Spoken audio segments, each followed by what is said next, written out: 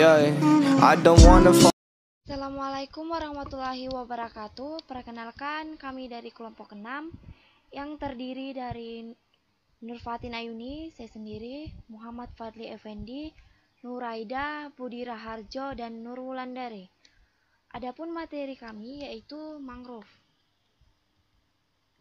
Pengertian mangrove. Hutan mangrove adalah hutan yang tumbuh di daerah pantai.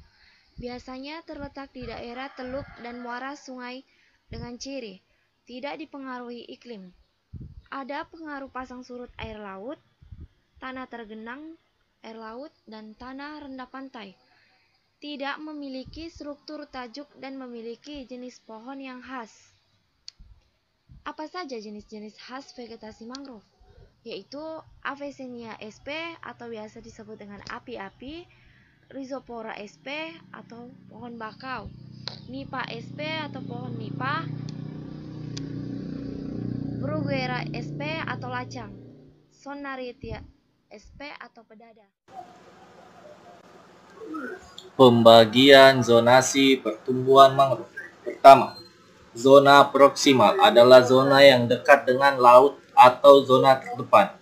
Pada daerah ini biasanya ditemukan jenis-jenis Rhizopora apiculata, Rhizopora mucronata, dan Sonaratia alba. 2. Zona middle adalah zona yang terletak di antara laut dan Sonaratia cacellaris, Rhizopora alba, Bruguiera, Avicennia marina, Avicennia officinalis, dan Cereops tagal.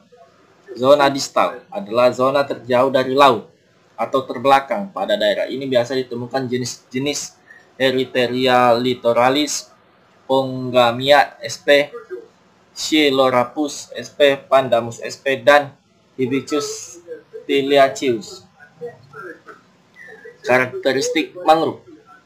1. Tidak dipengaruhi oleh iklim. 2. Tergenang air laut. 3. Dipengaruhi pasang surut air laut. 4. Tanah rendah pantai. 5. Pohon tidak mempunyai stratum. Saya Nuraida. Di sini saya akan melanjutkan materi mengenai mangrove pada poin karakteristik, morfologi, dan fisiologi tumbuhan mangrove. Ada beberapa morfologi dan fisiologi tumbuhan mangrove. Yang pertama itu sistem akar, di mana sistem akar pada mangrove itu berupa akar aerial, cocok untuk kondisi tanah yang anaerobik atau tanpa udara, di mana akar aerial ini berfungsi sebagai pertukaran gas dan penyimpanan udara untuk pernapasan selama terendam di air. Selanjutnya itu buah-buahannya, Rhizoporae, Bruguera, Queripos, and Candelia, di mana buahnya ini membentuk silindris atau seperti tongkat. Untuk Avicennia itu buahnya berbentuk kacang.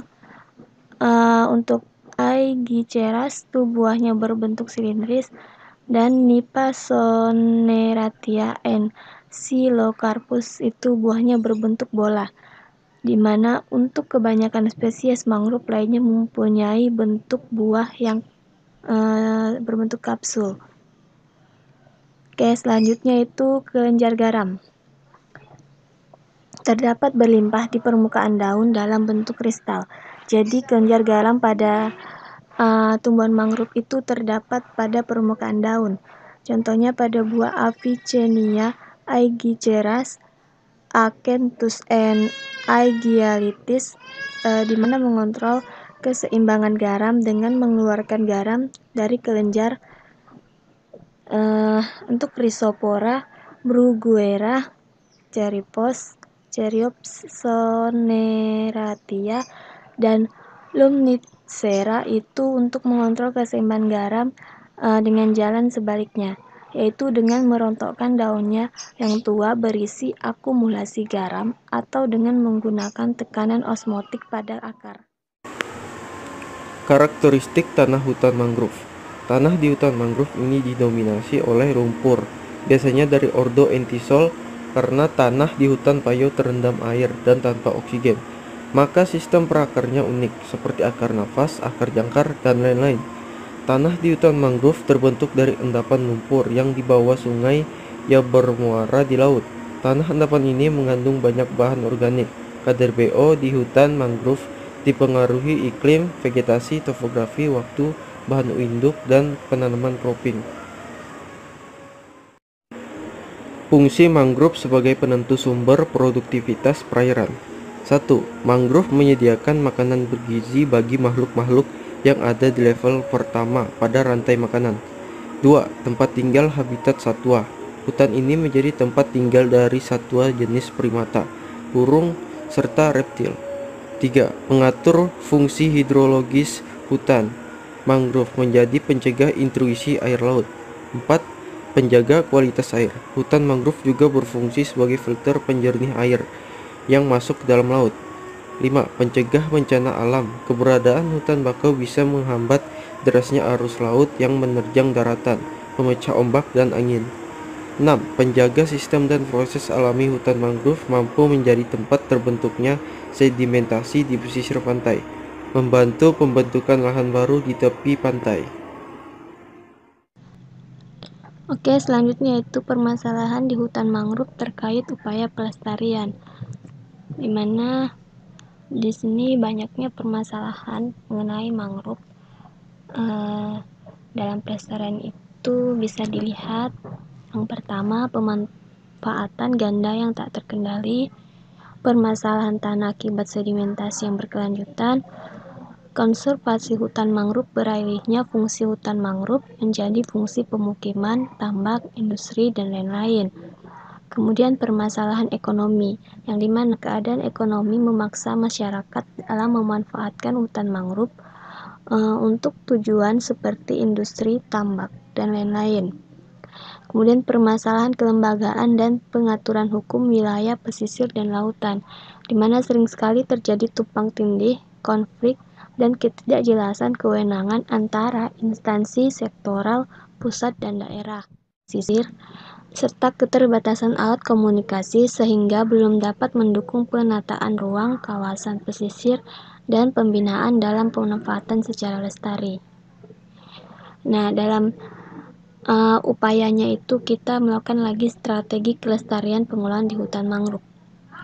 Mana yang pertama itu menggunakan teknik silvofishery, di mana teknik ini merupakan perlindungan terhadap kawasan mangrove dengan cara membuat tambak yang berbentuk saluran.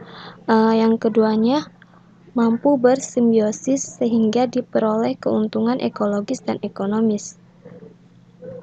Yang kedua itu sosialisasi fungsi hutan mangrove.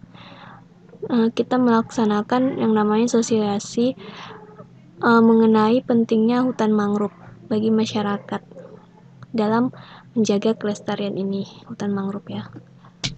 Selanjutnya itu rehabilitas dan konservasi. Rehabilitas ini merupakan upaya untuk memperbaiki keadaan yang tidak normal menjadi normal. Sedangkan konservasi ini merupakan upaya pelestarian mengenai hutan mangrove. Dan yang terakhir itu penggalan dana dari berbagai sumber. Mungkin sekian dari presentasi kelompok kami mengenai mangrove. Kurang dan lebihnya kami mohon maaf. Wabillahi taufiq wal hidayah. Wassalamualaikum warahmatullahi wabarakatuh.